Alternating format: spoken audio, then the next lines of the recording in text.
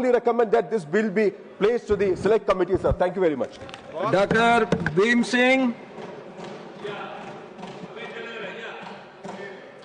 please take your seat.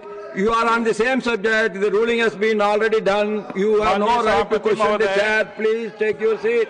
मैं आपके प्रति आभार प्रकट करता हूं। भीम सिंह जी और पार्टी के प्रति भी आभार प्रकट करता हूं जो मुझे बोलने का इस महत्वपूर्ण विधेयक पर मौका दिया।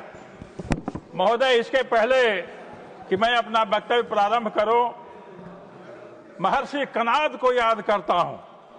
महर्षि कनाद वह व्यक्ति हैं जो आज से हजारों हजार साल पहले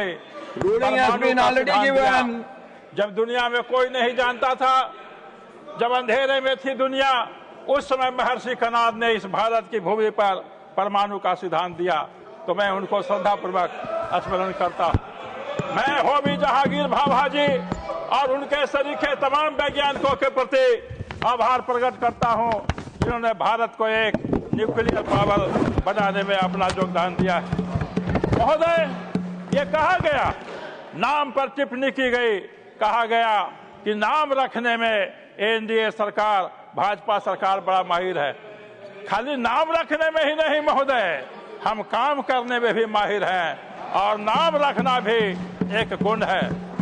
नाम, अगर हमारा नाम भीम है तो हमारे माता पिता का टेस्ट का पता चलता है।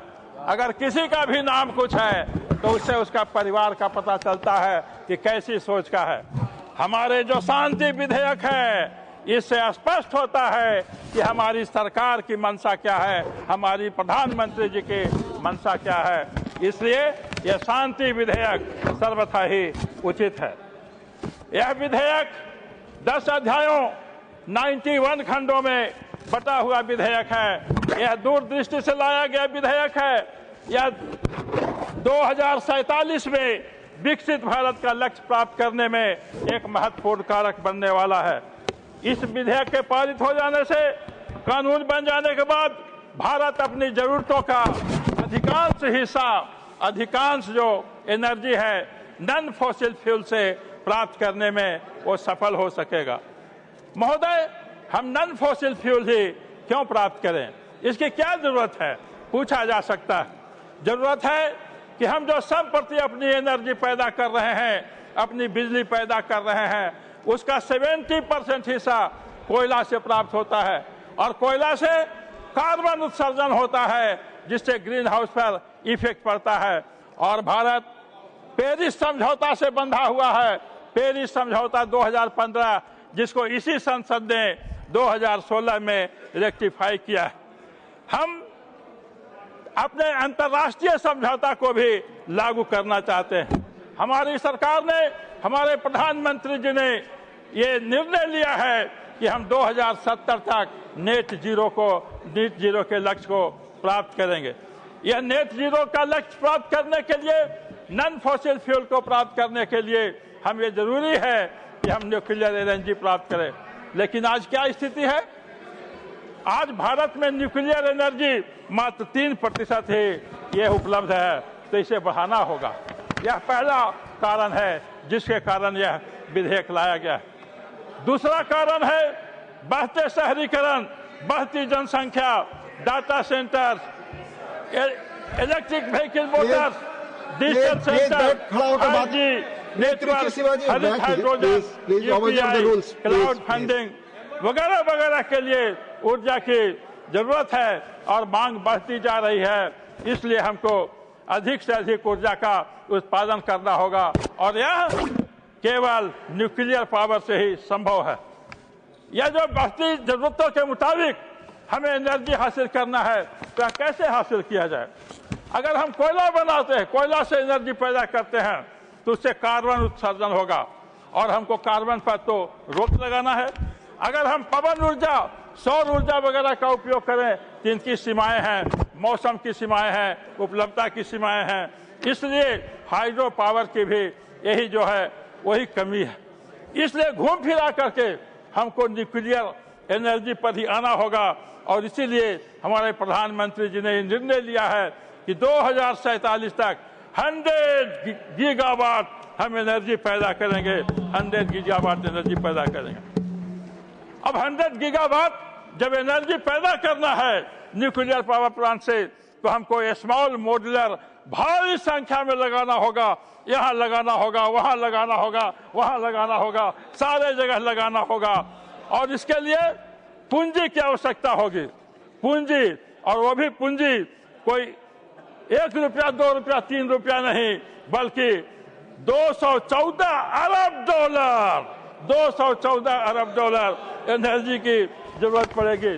तो सरकार अगर अपना संसाधन ही लगा देगा तो हम और भी काम कैसे करेंगे?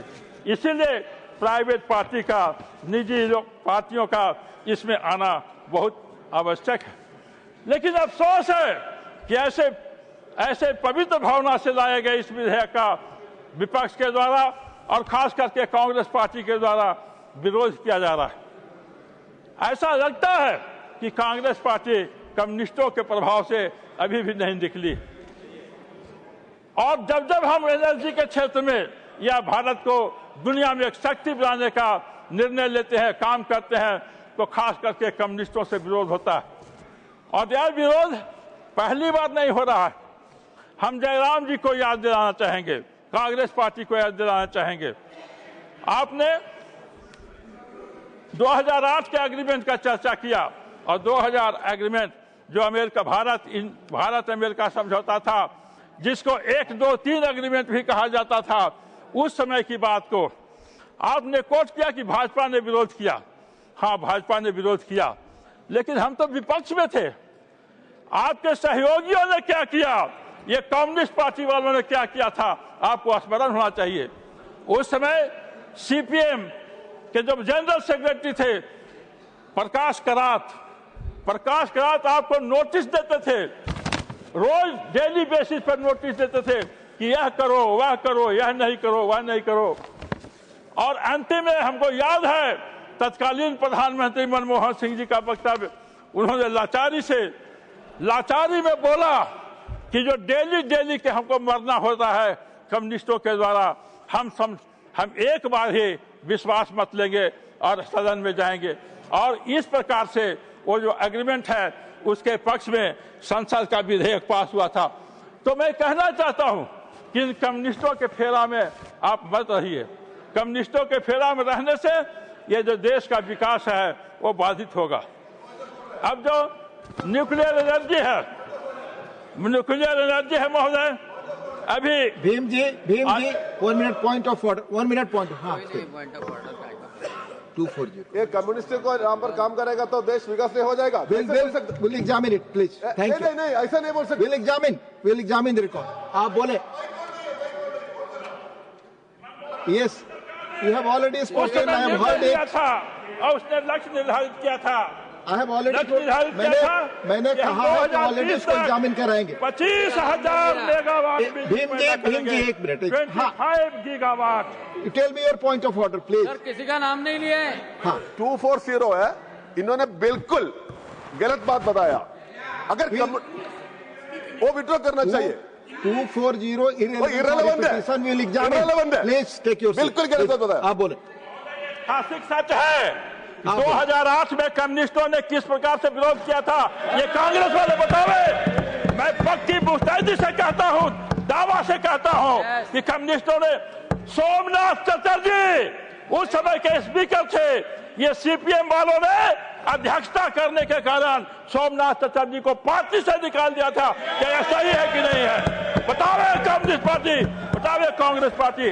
तो महोदय, मनमोहन सिंह की सरकार ने निर्णय लिया था कि हम 2020 तक 25,000 मेगावाट यानी 25 गीगावाट बिजली पैदा करेंगे, न्यूक्लियर बिजली पैदा करेंगे। लेकिन क्या हुआ, जब वो सरकार से छोड़कर गए तो उन्होंने मात्र 4780 मेगावाट छोड़कर गए। हमारी सरकार आने के बाद आज की जो स्थिति है उसमें 8880 यानी कि 9 गीगावाट तक बिजली ले गए हैं, और हम इसको और भी ऊपर ले जाने हैं। इसीलिए हमें विधेयक लाए हैं। विधेयक लाने का कारण है ये जो प्रगति की धीमी प्रगति हो रही है, प्रगति की गति धीमी है, उसका रास्ता में बाधक है। ये जो परमाणु ऊर्जा अधिनियम 1962 और CNLD एक्ट 2010 यानी परमाणु क्षति के लिए असैन्य दायित्व अधिनियम 2010 ये बाधक हैं। इसीलिए ये जो विधेयक है इसके द्वारा इन दोनों कानूनों को रद्द किया जा रहा है, दोनों कानूनों को रद्द किया जा रहा है। अब जो कहा जा रहा है, दूसरी आपत्ति यह उठाई जाती है कि प्राइवेट सेक्टर को क्यों दिया जा रहा है। सौर ऊर्जा, पवन ऊर्जा के क्षेत्र में हमने जब खोला प्राइवेट पार्टियों को तो आप देख रहे हैं कि हम विश्व की शक्ति बन गए हैं।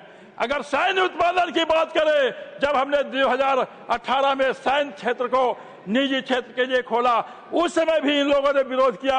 आज हमारी यह स्थिति है मोदी जी की सरकार के समय कि जहां पहले सैन्य उपकरण 65% आयात किए जाते थे, आज 65% अपने स्वदेश में निर्मित हो रहा है। यह है निजी क्षेत्र का खोलने का वादा। तो यह जो विधेयक है यह दूरदृष्टि वाले प्रधानमंत्री का विजनरी डॉक्यूमेंट है।